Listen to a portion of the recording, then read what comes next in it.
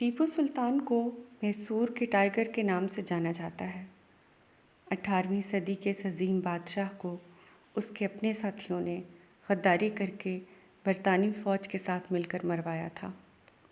بہادر ٹیپو سلطان سوتے وقت بھی ہائی الرٹ رہتے اور اپنی خوابگاہ کی چھت سے لٹکائے گئے جھولے میں سویا کرتے تھے، جس میں ایک پستول اور ایک تلوار ہمہ وقت ان کے ساتھ ہوتی۔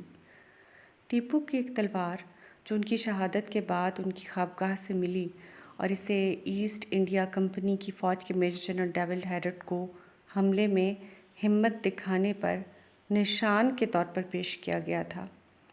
یہ تلوار حال ہی میں لندن میں نیلامی کے لیے رکھی گئی اور اس تلوار نے نیلامی کے تمام ریکارڈ توڑ دیے۔